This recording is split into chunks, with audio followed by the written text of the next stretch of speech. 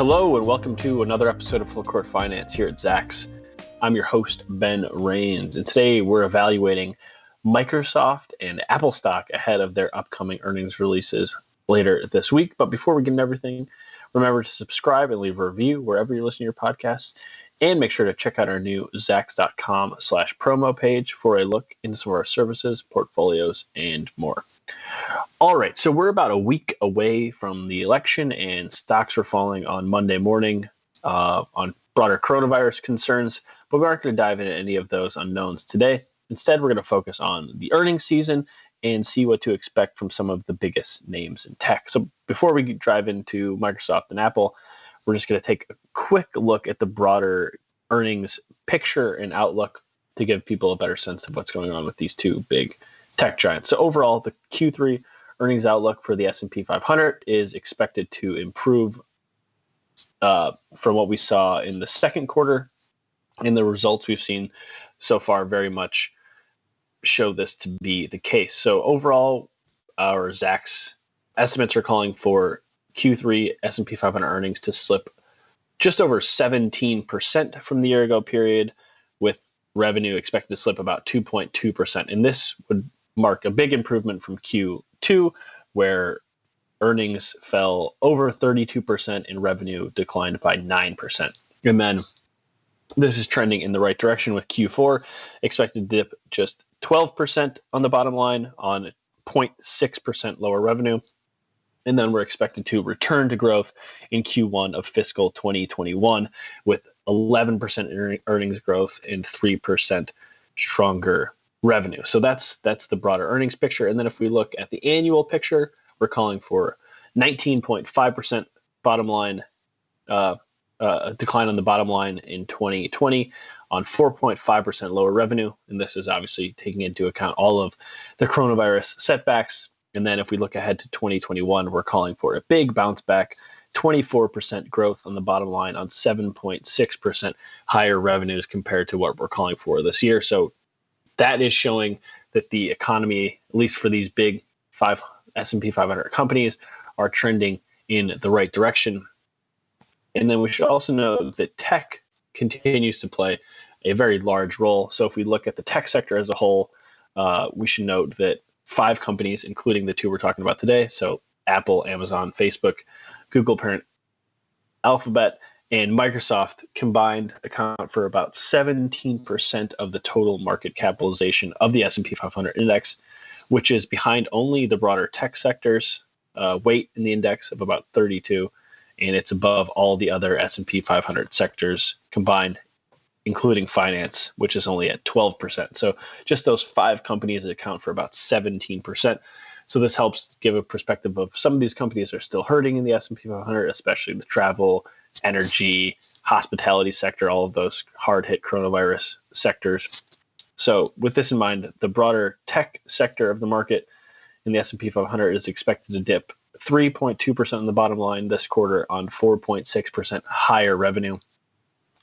So that shows that we're calling for a much smaller decline for the tech sector and actually growth on the top line for this broader tech sector. And this helps lead us right into 2 of the biggest names in the market that are reporting this week. And the first is Microsoft. The company has lagged the broader tech space over the last 6 months, which is a change of pace for the stock, which had outpaced even the broader group of FANG stocks over the past several years until the coronavirus downturn. So despite this underperformance, Microsoft stock is up over 35% in 2020, and it is still built for this remote work world and is prepared to thrive in our cloud future. So we're going to dive into what to expect from Microsoft and take a broader look at the company with it set to release what is its Q1 fiscal 2021 results after the closing bell on Tuesday, October 27th. So after the bell on Tuesday. So with this in mind, Microsoft's Office offerings remain vital to businesses, students, many others. Its Office 365 suite is one of those invaluable offerings to millions of people. So last quarter, its Office 365 commercial revenue jumped about 19%. The pandemic also highlighted the importance of its stay-at-home segments. such as Teams, which now competes against Zoom Video and Slack and others. And meanwhile, the company's gaming unit continues to grow within the constantly expanding global gaming space. We should also note that that Xbox content and services revenue soared 65% last quarter, and its next generation Xbox is due out this holiday season. And it's recently increased its bet on the gaming industry with a $7.5 billion purchase of ZeniMax Media. So also, along with all this, Microsoft's broader consumer product space, which includes its Surface line of laptops and tablets, saw its overall revenue jump 14% last quarter. And this is as people continue to adapt to that work remote and school environment. And the firm also continues to make acquisitions such as LinkedIn and GitHub and other big names. And we have smaller purchases all the time for Microsoft. So, and on top of all that, it's become a leader in the ever expanding and continually vital cloud computing market, where it's a top player in the industry alongside Amazon Web Services. So all of this has helped Microsoft continue to grow at a solid pace over the last several years. And the company saw its Q4 sales jump 13% amid the height of the pandemic, with its intelligent cloud unit as the top performer, up 17%. So now if we look back, Microsoft revenue has climbed by roughly 14% for 3 straight years, including that recent expansion this past year. And then if we look back before that, so 4 years ago, they grew by 7%. This helps put in some context for when we look ahead. So looking ahead, the company's Q1 revenue is expected to jump about 8% based on our Zacks estimates, with its bottom line projected to climb about 11% to $1.53 per share. And then if we look further ahead, the company is expected to climb 9% this year and another 11% in FY 2022, with its adjusted earnings expected to climb about 11% and 13% respectively over that same period. So some solid top and bottom line growth. Microsoft has also seen some positive longer term revisions on the bottom line recently to help it grab its Zacks rank number 2 buy at the moment. The company also boasts a great management team that helps it consistently top our quarterly earnings estimates by a comfortable margin. This includes a 10% average beat over the trailing 4 quarters. Microsoft also holds a B grade for growth in our style score system. And we should also note that it last reported that it held around $137 billion in cash equivalents. This gives it the ability to continue to make those acquisitions we talked about. And in mid-September, the company announced that it raised its dividend by 10%. And it's currently yielding about 1.04% at the moment, which tops the 10-year U.S. Treasury, and it tops Apple, which we're going to get to, at about 0.72%. The stock also trades at a discount in terms of against its industry, in terms of forward earnings, as it has for years. And its discounted valuation comes despite the fact that it's destroyed its broader industry over the past 5 years, up about 300% versus about 110% for that broader tech space. And Microsoft has also matched Apple over this stretch, and the stock's up about 50% in the last year.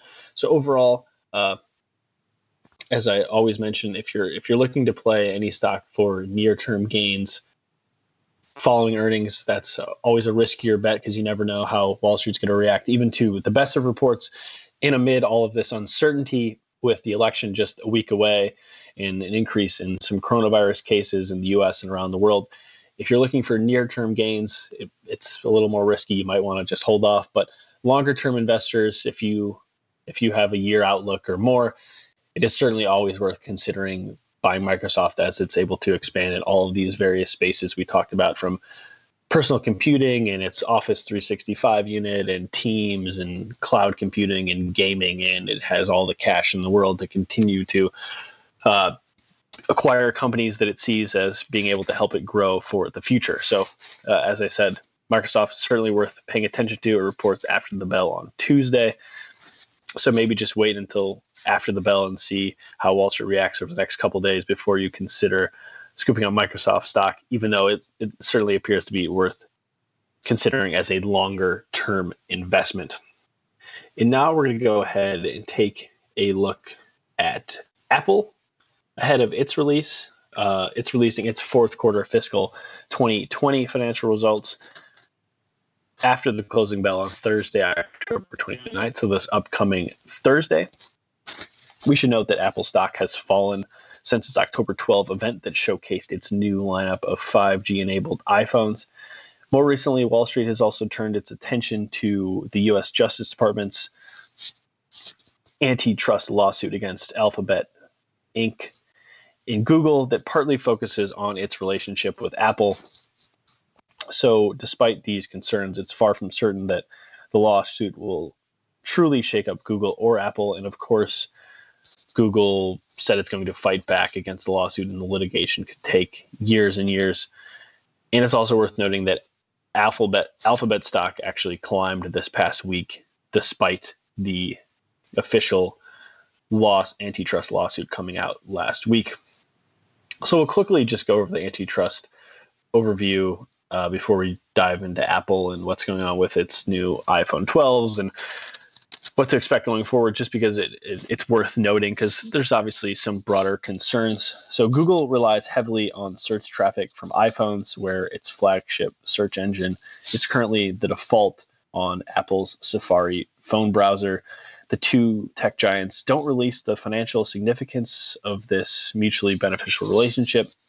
That said, the report projects that Google pays Alphabet between $8 to $10 billion a year to be the default search engine on its iOS devices. We should note the DOJ lawsuit projects that this partnership accounts for between 15 to 20% of Apple's annual profits. I've seen that figure come in lower at around 10%.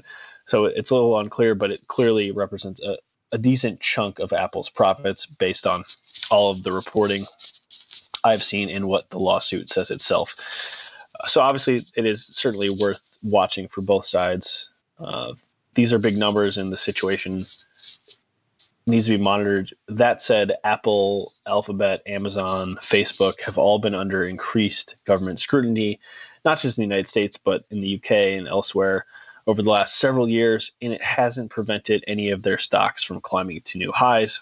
And we just mentioned their earnings outlook continues to improve as part of that broader tech space. So that shows you something that Wall Street is clearly monitoring this, but they cannot be that concerned if these stocks are continuing to climb over the last several years, knowing that there is a real possibility of these lawsuits coming out, which this one just did. So once again, continue to monitor that situation if you're at all interested in Apple or Alphabet stock. And now we're going to move on to its iPhone. So Apple's newest iPhone officially became available this past Friday, October 23rd. The iPhone 12 is its first 5G capable phone, and it will be available in 4 models at various price points. The company priced its higher-end models at roughly the same price as last year's iPhone 11, despite the new features and its 5G capabilities. And the reasoning seems somewhat clear. 5G is still in the early days, and AT&T and Verizon and T-Mobile and its ilk are still have miles to go before the next generation wireless network reaches anything near what the current network does. So therefore, the price point helps entice consumers to buy the new iPhone, despite what many tech analysts and industry experts continue to say are somewhat standard updates to features such as the camera and battery life. So the next generation wireless network will certainly play a key role in the future, and the company is prepared to benefit from this transition. So it's likely trying to entice investors to consider buying the iPhone 12 for its 5G capabilities, and then maybe this continues to benefit them down the road when 5G becomes more robust. It's also worth remembering that Apple, as we just sort of alluded to, is one of the best marketers in retail history, and it remains the world's most valuable brand, and this is according to Forbes. So just for instance, the ability for a high-end consumer tech firm to lift its sales by 11% last quarter to $60 billion in the heart of a global pandemic and economic crisis is pretty impressive. And analysts have said that the pre-order numbers for the iPhone 12 Pro have been strong across all of the markets. So if we just quickly look back to last quarter, iPhone sales popped slightly, which was better than expected. We also saw Mac and iPad sales come in pretty high in its wearables unit, which includes its Apple Watch, that smartwatch, and those popular AirPod headphones helped that unit climb 17%, while its services business climbed 15%. So the expansion of these other business helps show that the company's commitment to expanding beyond the iPhone is going to help it grow for years to come.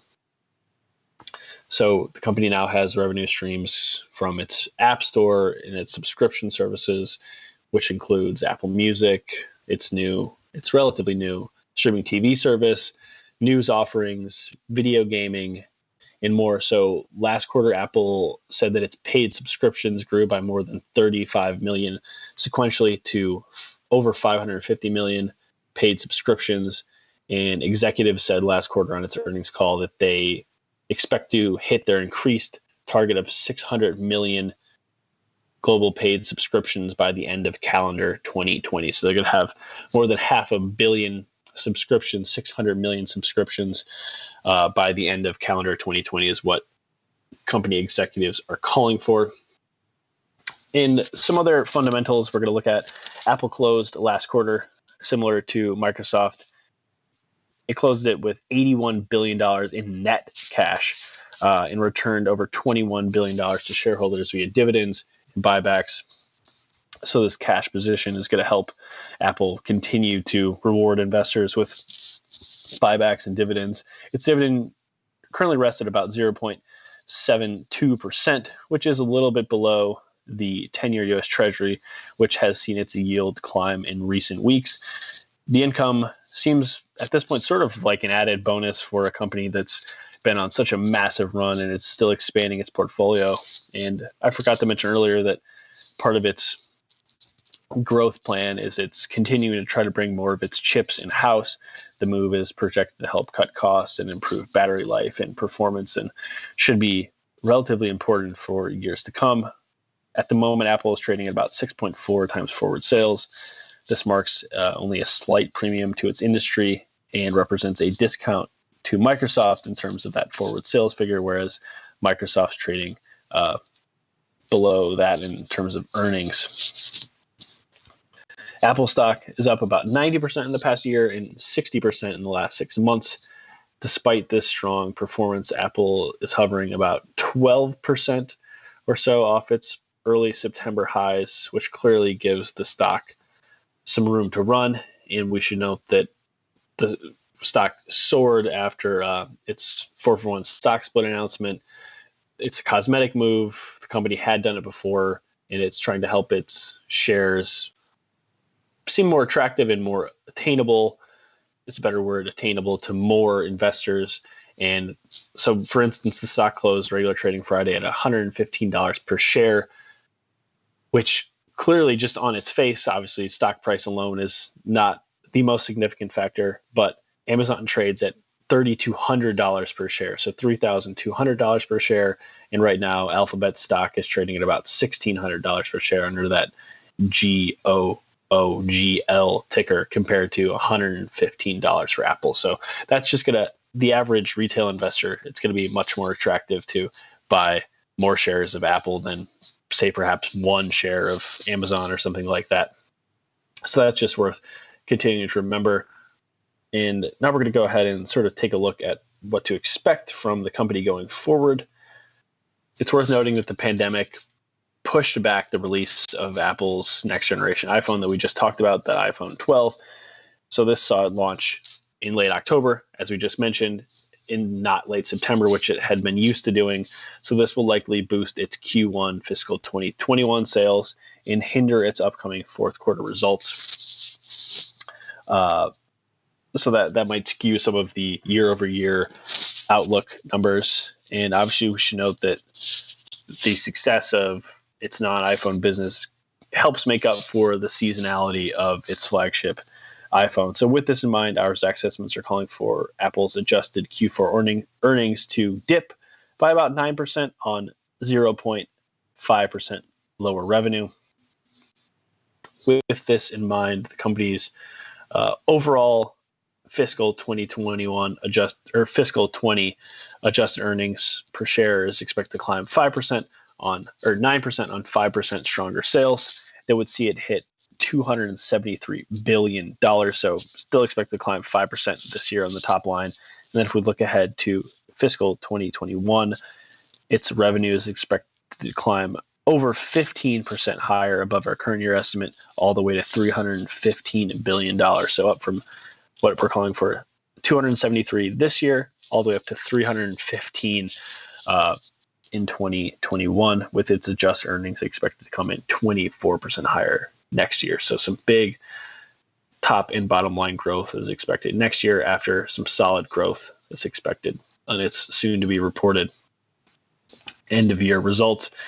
Apple at the moment is a Zacks rank number 3 hold heading into its upcoming earnings release. And clearly, as we just mentioned, with Microsoft near-term uncertainty might cause more reason for a little bit of caution.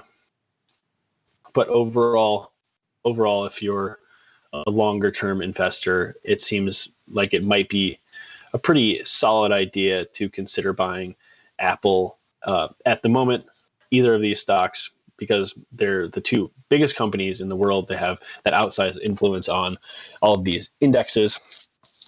And Apple is currently sitting at about a 12% discount. And whether you like it or not, people are addicted to their iPhones. They're addicted to their apps. They're addicted to technology as a whole. So both of these stocks appear to be worth considering as a longer term investment. And it's unlikely that a year from now, unless things go dramatically different, that you won't be at least glad you have one of these two stocks as a sort of a large cap, big tech anchor to a diversified portfolio. So that does it for another episode of Full Court Finance. Until next time, I'm your host, Ben Rains. And remember, if you have any questions, please feel free to shoot us an email over at podcast@zacks.com. This material is being provided for informational purposes only, and nothing herein constitutes investment, legal, accounting, or tax advice, or a recommendation to buy, sell, or hold a security. Do not act or rely upon the information and advice given in this podcast without seeking the services of competent and professional legal, tax, or accounting counsel. Publication and distribution of this podcast is not intended to create, and the information contained herein does not constitute, an attorney-client relationship. No recommendation or advice is being given as to whether any investment or strategy is suitable for a particular investor. It should not be assumed that any investments in securities, companies, sectors, or markets identified and described were or will be profitable. All information is current as of the date herein and is subject to change without notice. Any views or opinions expressed may not reflect those of Zacks Investment Research as a whole.